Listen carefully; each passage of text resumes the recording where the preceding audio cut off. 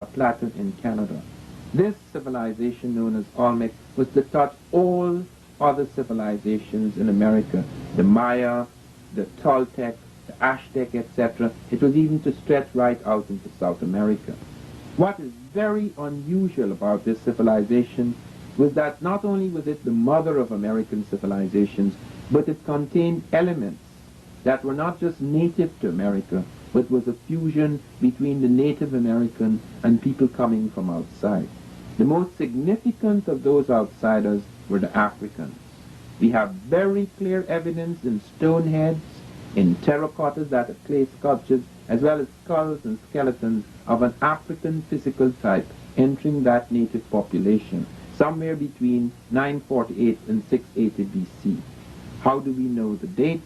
It is because on one of the platforms in the holy center and capital of the Olmec world, a place called Aventa, we were able to date the stone head because they were rooted in a wooden platform where the Americans worshipped, and we got this dating of 948 to 680 BC. But we come now to evidence like this, which shows you on the right side is a Mexican. The very black one is the Mexican that's found at Teotihuacan. And on the left? And on the left is an African woman. To show you the similarity of features. Similarities, the head kerchief, the earrings, as well as the face. The same analogy is being drawn here? So here now, no.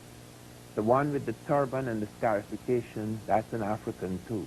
It's a vivid scarification. That's on the left. Yes. And on the right? And on the right, there is a black man found in Mexico that is sculptured, and he was worshipped as the god Azcatlipoco, which was not African to Mexico. In America before. That is the head of an Olmec, Olmec. And the Olmecs were said to be the first of the indigenous Americans. And if you look, if an Olmec walked in here, then you would believe that he had come from the middle of Africa. And there is no doubt about it that all of the writers prior to racism admitted that the Olmecs were in fact Africans who had come across here. There is no doubt when Pigafetta and others, the point is that Van Sertima is writing and others, but Leo Weiner in 1938 at Harvard University wrote a 2-volume book for which he was fired about the Africans, Olmecs being Africans. And let me bounce this off of you, okay? You take the same statue. You say, well, you say that they're obviously black features, thick lips, broad nose. The stereotype. But, okay, the stereotype. Other anthropologists say, I think Michael Cole was one of them. He says that this is not a black man. He said the people who made these statues, which I understand are 8 feet high, the people who made these statues didn't have sharp enough tools to give them white features, so they're not really black statues. They're white people carved with crude tools. What's your response to that? It's strange that the tools were not sharp enough to make narrow noses, but it was sharp enough to put eyelids. So it would seem to me that an eyelid is harder to make than a thin nose. But Michael Cole is no less a racist than the head of the Ku Klux Klan. I mean, what's the difference between Michael Cole Reagan and the Ku Klux Klan? It have the same philosophy. What is the difference between the fellows writing the Bible and write about the Queen of Sheba asking, saying to Solomon, look not, ye daughters of Canaan, look not upon me because I'm black. My parents sent me in the vineyard and that's all this nonsense. She's black because nature made her black. Her mother and father were black. That's why she's black. Had nothing to do about going in any vineyard, even though it's in the Bible. Okay, you talked about religion. We're going to get to that in a while. Let me turn to Dr. Simmons. You also agreed with this position that Africans were in this... I have no problem, no doubt. Why? As a matter of fact, speaking about, like Dr. Ben mentioned, and you spoke about Michael Nico, I own a book several years ago and still have it in my possession by Michael Nico himself, who is considered one of America's leading archaeologists and anthropologists from Yale, one of America's most prestigious schools. In his own work, he referred to them as Negroid. And he went further to state the title of the book is America's First Civilization, what you call civilization. And to turn around and to tell these youngsters and other people in America in particular that the black men were the first to build any type of civilization in the Americas will be disturbing to Americans. And so... Let me ask you this. Yes. Even if you're right, let's say you're right, what difference does it make? It makes a lot of difference. What kind of difference? It takes the inferiority complex out of the black man who felt that his only beginning and relationship here in this part of the world is that of slavery. Then it puts him in the driver's seat. Because, again, they don't tell you that there are man-made hills within the United States. They call them mounds. And they range from in the Midwest all the way down the eastern seacoast of the United States. And they have found artifacts in them that are similar to things found in West Africa and in Egypt, which is Northeast Africa, that predates the arrival of the so-called indigenous Indians to these lands. Another thing is, some years ago, one of the major television networks back in New York, I don't remember exactly which one, ABC or which, had did a documentary, and they said that these Olmecs are the ones who brought right into the Americas about 3000 BC. To tell blacks that they ought to be glad to enter into these schools of higher learning today in order to read and write, because their ancestors back in Africa couldn't read and write. You see what it will do to tell them that they brought right into the Americas? Antonio Pigafetta, that Dr. Ben mentioned, who sailed with Magellan when Magellan came to the so-called New World in 1519, when they landed at the land of Verzin, which we now call Brazil, they were met by people in canoes that carried as many as 40 people. And Antonio Pigafetta recorded that these people were jet black. It seemed that they came out of the infernal marshes. That meant that they were burnt. He said, naked and black as they are, in 1519, 27 years after Columbus's arrival to the so-called New World. Another thing they don't tell you, again, you heard my associate... Well, why haven't we heard these things before? Why don't we read them in the New York Times, the Birmingham News? If I stole another man's country, and I brought your ancestors here to work for me, could I tell you how great your ancestors were and still expect to keep you in slavery? So your thesis is that the Africans took advantage of these currents in the Atlantic Ocean and used boats such as what we saw, the raw recreation, and came to this hemisphere long before Columbus. Yes, but the Mandingo journeys are quite distinct from that of the time in the Ramesses III, because we have a clear evidence that they sent out 7 ships. It's in the tomb of the Ramesses that they sent out 7 ships, and the Americans report 7 ships arriving. The Popol Vuh, the Bible of the Quiche Mai reports 7 ships arriving in harbor, and these strangers arriving. Do you have any evidence of what kind of impact the African arrival had on this hemisphere? Well, we have, as I say, evidence about the 7 ships, Champolio, Lefebvre, Rossellini, Sahagun, a whole range of people coming since on vest. And the impact... Was it hostile or peaceful? No, it was not hostile. It was peaceful. There are later incidents between Africans and Native Americans. We have one case in which the Native Americans actually make a chief out of an African. I have a picture of that, them sitting together, not only in harmony, but an African chief being made a chief by the Native Americans. But in this period, we have no evidence of any hostility, but we have evidence of an influence. Wherever there is a contact, there is an influence. And we have evidence of 12, I have defined 12 rituals which are identical as in Egypt. They're extremely complex. They have clear antecedents in Egypt, and they suddenly begin to appear during this contact period.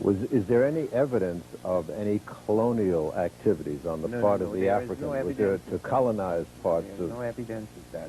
You have an evidence of these people coming. You have an evidence of a specific contact. We don't have any evidence of colonization. They were not colonized, and I never claimed that they created the Olmec civilization, as my critics say. I said they influenced it. Brother Black Dot. I'm here. Oh, you have a... I don't have one. Oh, you don't have one? Want me to turn the lights off first? Yes, I'm going to turn the lights out first.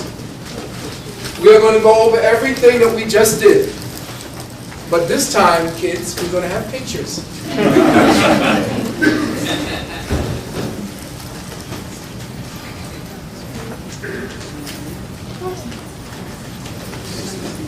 And of course I say welcome, everyone. It's like you're going back in time. Oh, okay. I'm sorry. Let me know when you're ready. I may need to feel me. All right, everyone. We're going to be going at a rapid pace because I'm not going to be going back to telling you anything. Somebody give me a time check. You good? You good for about an hour, maybe hour and a half? Okay, I'm good then? All right, well, I will be going back to the notes. Next. The name of this particular lecture, and I'm bringing you back for those who came in late, is the Astrometric Timetable of the Olmec Maya. And listen carefully. Transcending the third cube of metaphoric space-time reality and the cipher of the 13th Sapphira, the mathematics of consciousness containment. Now, you know I do all these elaborate things, and if you don't see elaborate stuff on my tapes, you know it don't belong to me. Somebody booted it.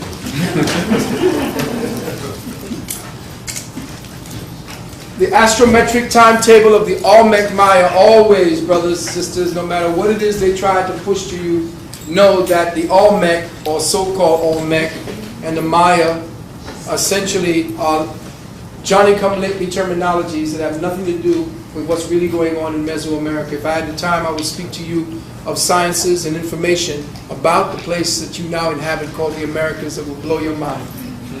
Your ancestry, your DNA, your genetics are here. It didn't come from Africa, you've been here. And that's another part that we have not yet, coming out of the old school from our masters, that's something that only one that I've known of, that was Van Sertima, who actually promoted that at a very heavy thing when it came before Columbus. Now what I'm about to do is to show you, or give you a historicity, so that we could actually give you a sense of what it is that we've been talking about when we were talking about it and asking you to deal in your right brain. Now you can deal in your left brain. Next. Brothers and sisters, that is a Tomo'ankan. That is the Olmec father. Next. Those are the Mayan sons. Know the difference. You and your fathers and your mothers set the stages for these fathers and mothers. They came later, much later than your people.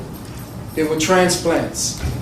Everything now is showing that your people were here as the fathers. And I don't care. I'm about to show you exactly what it is that these people are trying to get away with. It's going to blow your mind what it is they are trying to perpetrate to their own people. Of course they're going to try to sell it. They would never, ever release the book that I have here. They would never come into the black community with it. And if they did, they'd be laughed out. But in that book, brothers and sisters, has some of the most profound sciences that your ancestors left here and that they have adopted, and that they are creating whole textbooks saying that they're the ones who did it. Next, please. To tell you the name, you are the Tomo'ankan. The people were the Tomo'ankan. This is how it was spelt. This is how I had researched it and found it. And of course, this is the name that was given to the people by the people who lived in the areas. And again, Brother Mahir El just opened up a whole door for me when we were thinking that this is the name they gave to themselves. Still no one knows what they call themselves.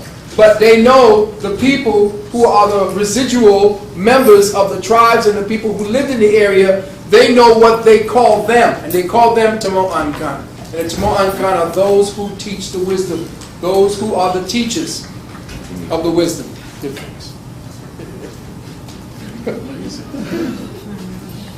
Yeah.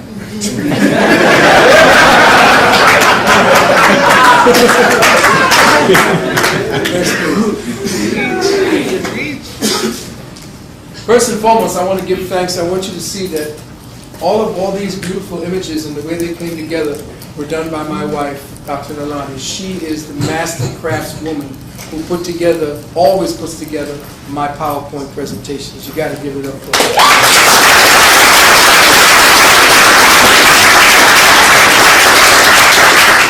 I feed her the raw material, and she takes it, and she's the one who smooths out the rough ashlar into the smooth and perfected ashlar. Look here at all these white people that I'm showing you right now. I remember talking to Dr. Van Sertima one day on the phone, and he said that the reason, when I was talking to him, it was about 20 years ago, he said that the whites who discovered it said that the reason why the people in that area made faces like these was because the wind might cause an erosion of the sharper noses. And so flat, broad noses lasted longer on statues. And I said, and that was their official and scholastic explanation. Both of us laughed. I never claimed that they created the Olmec civilization, as my critics say. I said they influenced it.